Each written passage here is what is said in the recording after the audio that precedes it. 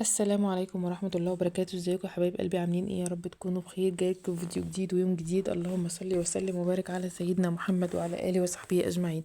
حبايب قلبي مبسان، قبل ما يبدا الفيديو اللي لسه ما اشتركش في القناه ينزل يشترك في القناه ويفعل زر الجرس عشان يوصل له كل فيديو جديد انا بعمله، وكمان تحطوا لي اللايك اللي بيشجعني ان اعمل لكم فيديوهات، وتكتبوا لي كومنتات كتير او حلوه.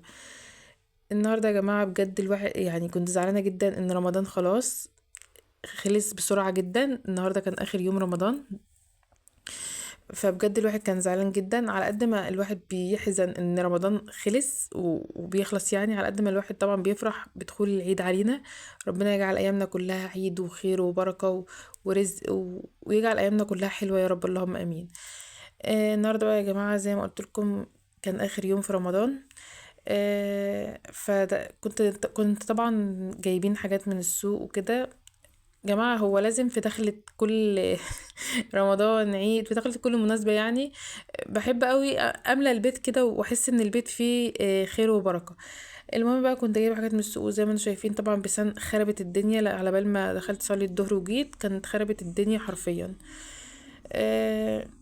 اول حاجه عملتها ان طبعا ما كنتش عارفه هعمل اكل ايه بصراحه. طبعا طول الشهر الواحد مش عايزه اقول لكم اللي هو ايه، زهق طبعا. لا طبعا محدش بيزهق من نعمه ربنا، كلها نعمه ربنا وحلوه، وطبعا الحمد لله. الله يا رب يجعل بيوتنا عمرنا بالخير، اللهم امين. بس الواحد خلاص كل كل الاكلات فمش عارف يعمل اكل ايه، فانا حرفيا ما كنتش عارفه اعمل اكل ايه خالص. فطلعت لحمه وقلت اسلقها لغايه ما افكر يعني هعمل اكل ايه بصراحه يعني. فاول حاجه عملتها سلقت اللحمه. وجيت هنا بقى حطيت كل حاجة في المنظمات. طبعا المنظمات كانت فضت من الحاجات اللي كنت جايبها قبل كده وعندها، فطلعتها تاني كنت جايبة بقى فلفل اللهم صل على سيدنا محمد وخيار طبعا.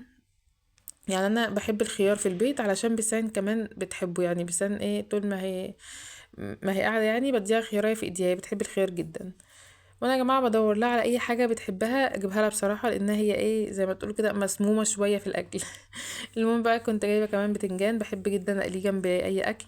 والفلفل ده جبته على اساس ان هو فلفل حامي وما طلعش حامي ولا حاجه، طلع زي الفلفل الرومي بالظبط.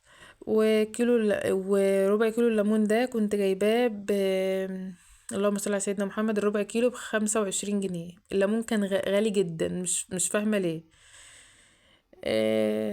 على بال بقى ما عملت الحاجة، ما رصيت الحاجة يعني. وزي ما قلت لكم انا كنت حيرانة جدا على الاكل. لقيت احسن حاجة بقى اني اعملها، عملت لوبيا بصراحة يعني. برضو طول ما في اطفال في البيت انتوا عايزين تعملوا اي اكل اللي هو طبيخ، اي اكل جنبه رز عشان الاطفال يعرفوا ياكلوا. فطبعا انا اللوبيا دي قبل ما بيسان تاكل معانا وكده وتفهم يعني ايه اكل وكده ما كنتش بعملها خالص في البيت خالص. بس لما بيسان كبرت بقيت بعملها كتير قوي. يعني هي بحسها اكله كده ايه الاطفال بيشبعوا منها، واكله مغذيه للاطفال يعني. المهم بقى اني قررت اعمل لوبيا، فجبت اللوبيا نقيتها، لان بيبقى فيها ايه لوبيا مكسره مثلا، بيبقى فيها حاجات يعني. فنقيتها كويس جدا وغسلتها طبعا كويس جدا برضو، كويس قوي. غسلتها كويس قوي وبعدين حطيتها في حله وحطيت شويه ميه وسبتها تتسلق. اللوبيا طبعا من الحاجات اللي بسلقها جماعه. طول ما انا واقفه في المطبخ، طول ما انا واقفه في المطبخ حرفيا بطلع مواعين بغسلها واحطها تتنشف. لكن لما بسيبها بحس ان المطبخ مكركب قوي واني مش عايزه اقف فيه. يعني انتوا عارفين اللي هو ايه، كل ما تلاقوا الدنيا مكركبه تحسوا ان انتوا مش عايزين تقفوا في المكان ده. المهم ان انا ايدي في المواعين على طول وما بسيبش الحوض فيه اي مواعين خالص. هنا بقى كانت اللوبيا بتتسلق زي ما شايفين، هي كانت بتغلي. وكنت كمان بعمل البصله لتسبيكه اللهم صل على سيدنا محمد. صلوا على النبي يا اخواتي في الكومنتات. كنت بعمل الطماطم لتسبيكه اللوبيا. وطبعا كنت بعملها من غير اللحمه لاني زي ما قلت لكم ان انا سلقت اللحمه لوحدها. هنا بقى كنت خلاص عملت التسبيكه تتسبك براحتها.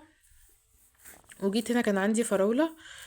طبعا الفراولة من الحاجات اللي ما يعني ايه تحسوا ان هي ملهاش روح خالص، اللي هي عايزين تجيبوها تعملوها حالا او تاكلوها حالا، تعملوها عصير حالا. فانا زي ما قلت لكم ان انا كنت برص الحاجة وكنت جايباها، فقلت اعمل شوية من الفراولة عصير، والشوية التانيين هعملهم اقطعهم كده على موز، وكأني يا جماعة هعمل كوكتيل، بس فراولة وموز بس. انا بحبها كده بصراحة. هنا بقى كنت ضربت العصير، عصير الفراولة.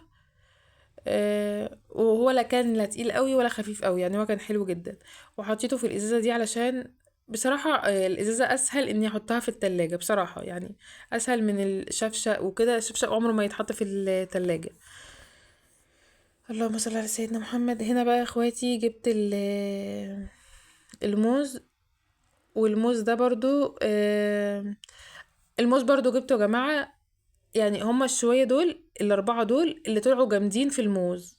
الباقي كله تحسوه ايه اللي هو خلاص، يعني هو برضو لازم يتاكل دلوقتي علشان خلاص هيبوظ. ما افهمش ليه، يعني انا لسه جايباه والدنيا مش حر، والمطبخ عندي مش حر برضو. فبيبوظ ليه مش عارفة. الكوباية دي كنت مديها لبسان، كنت مديها لبسان فيها شوية فراولة. هي بتحب العصير الفراولة جدا، بس هي بمزاجها يا جماعة، انتوا عارفين اللي هو ايه، بمزاجها تحب الحاجة دلوقتي وشوية كده ممكن ما تحبهاش خلاص. فاديتها لي طبعا فيها العصير زي ما هو. جماعة عايزة اقول لكم ان بجد يعني انا كنت زعلانة اول يوم ده ان خلاص رمضان هيخلص. انا من الناس اللي بعشق ايام رمضان يعني. بحس ان السنة كلها لو بقت رمضان هيبقى حلوة قوي، انتوا فاهمين. مش عارفة، بس انا بجد كنت زعلانة قوي. بس طبعا يا جماعة يعني رمضان ده تحسوا ان بعده فرحة كده عشان فرحة العيد وكده، ولبس العيد الجديد وترويق الشقة. عايزة اقولكم بجد ان انا شايلة هم ترويق الشقة جدا جدا جدا جدا. يعني انا لو في ايام عادية ومش حامل وكده الموضوع هيبقى سهل بالنسبة لي، لكن حمل مع ترويق شقة مع وجود بيسان، وبيسان طبعا طفلة صعبة جدا. فلا الموضوع صعب قوي. وادعوا لي يا اخواتي ان ربنا كده يكملها معايا على خير ويكمل لي حملي على خير يا رب، اللهم امين. ويرزق كل مشتاق الخلفة الصالحة، اللهم امين يا رب. المهم بقى يا جماعة اني هنا كنت بقطع الفراولة. عايزة اقول لكم برضو ان انا بحب في الكوكتيل ده اللي هو الموز على الفراولة. الفراولة تكون اكتر من الموز بصراحة. انا بحب الفراولة قوي، وبحب الموز برضو، بس بحب الفراولة اكتر بصراحة. هنا بقى شوية عصير فاضم، فحطيتهم على طول على الموز بالفراولة، بيبقى طعمه حلو قوي. وعايزة اقول لكم بقى ان ده لما يسقع كده شوية بيبقى اخطر من الخطارة. المهم بقى اني هنا كنت خلصت خلاص وعنته في التلاجة، عند الكوكتيل في التلاجة، وعند برضو العصير في التلاجة. هنا بقى محمد كان جايب لي كنافة، كنت بعملها الشربات بتاعها. حطيت كوباية سكر على كوبايتين مية، واللوبيا هنا برضو كانت اتسلقت، فحطيتها في مصفى كده تتصفى، وسبتها برضو لغاية ايه ما التسبيكة تتسبك، اقوم حطها على التسبيكة على طول. بص انا كنت بعمل كذا حاجة في وقت واحد لاني كنت واقفة في المطبخ بس. وبصراحة بقى كنت سايبة الشقة اللي هو ايه، لا كملي بقى كملي مع نفسك كده عشان لما اجي اروقك مرة واحدة، انتوا فاهميني. هنا بقى كنت بشيل الكيس اللي هو النايلون الاسترتش ده من على القطايف، لان بيسان بتعشق ان هي تاخدهم وتقعد تعمل بيهم بلالين. فانا شلتها بصراحة واديتها لبيسان. جماعة هنا الكنافة دي القطايف دي بقول لكم الكنافة، القطايف دي كان محمد لسه جايبها لي وهي كانت صبحة، بس كانت بتتقطع برضو. يعني المشكلة ما طلعتش في ان هي تبات عشان تتقطع، لا المشكلة ان هما بيحطوها على بعض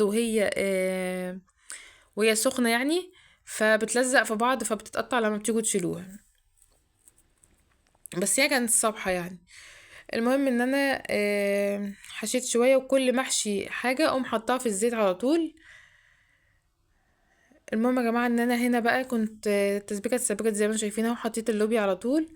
ودي اللهم صل على سيدنا محمد، انا نسيت. ده الشربات يا جماعة اللي انا كنت شايلاه، ده كان خلاص غلي يعني. وهنا برضو كنت هقلي شوية القطايف اللي قفلتهم.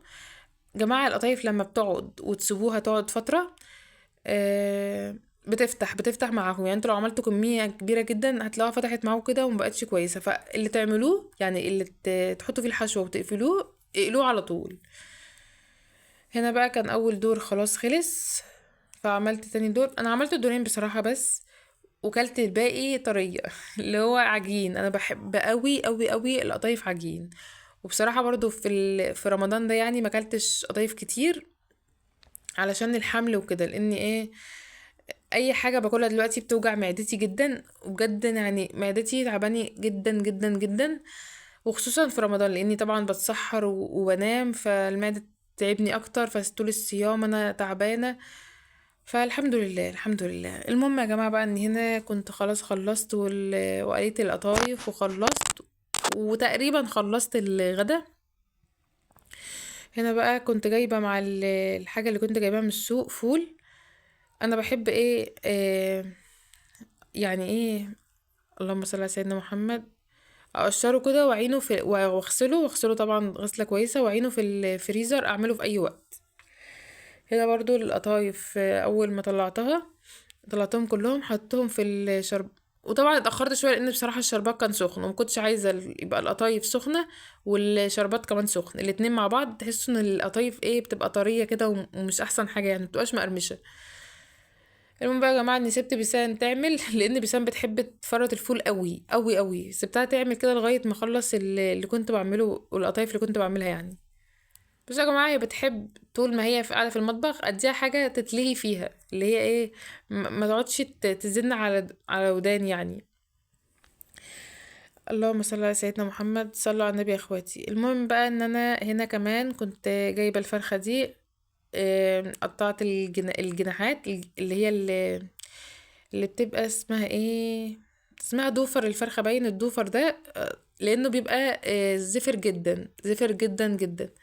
قطعتهم برضو، قطعت اي حاجة فيها عايزة تتقطع، والرقبة كمان شلتها وغسلتها برضو كويس جدا وعينتها في الفريزر. طبعا اليوم ده زي ما قلت لكم انا كنت جايبه الفرخه ما كنتش عارفه انا هعمل اكل ايه بصراحه. فايه بعد ما سلقت اللحمه طبعا كنت هعمل الفرخه بصراحه، فعينتها في الفريزر، قلت اعملها في اي يوم تاني. بصوا يا جماعة، انتوا لو بصيتوا عند الحتة اللي بصفي فيها المواعين دي، هتلاقي المواعين بتختلف كل شوية، اللي هو ايه، كل شوية اشيل مواعين واحط مواعين، اشيل مواعين واحط مواعين. بجد المواعين دي تحسوا ان هي بتتكاثر في الحوض، بتولد بتخلق حاجة كده يعني، انتوا عارفين اللي هو ايه، في حاجة غلط في الموضوع. طول ما انتوا واقفين هتلاقوا مواعين عايزة تتغسل، مواعين عايزة تتغسل. فبجد ربنا يعين كل الستات، يعني بجد والله العظيم ربنا يعين كل الستات اللي في الدنيا، ربنا يعينهم على وقفة المطبخ وغسيل المواعين والحاجة اللي ما بتخلصش خالص. هنا بقى عايزة اقول لكم ان انا بشيل اي حاجة في الفرخة شكلها مش عاجبني بصراحة، و... وبحطها بقى في مية بملح، بدقيق وكمان ليمون، مية دقيق وليمون وملح، وبسيبها فترة شوية لغاية ما ايه تتعمل في الخلطة دي شوية، وبعدين اشيلها احطها اغسلها احطها في كيس، وبعدين اعينها في التلاجة. هنا بقى يا جماعة بصوا منظر الاكل، بجد كان الاكل اليوم ده اتحف من التحافة، تحسوا كده ان هو اخر رمضان فعلا. شوفوا القطايف بقى رشيت عليها شوية جوز الهند كده، وطبعا ده العصير، وده خشاف لمحمد كنت حاطه فيه بلح بتاعي، طبعا ما كنتش حاطه فيه بلح، وعليه صوبيا، ده عليه صوبيا، التاني بتاعي كان عليه فراولة. ودي اللحمة المحمرة دي بتاعتي، انا ما بحبش اكل اللحمة بصراحة في الطبيخ بصراحة. واللحمة اللي في الشوربة كانت لبسان. قولي بقى يا جماعة ايه رأيكم في فطار اخر يوم رمضان، واشوف وشكم على خير.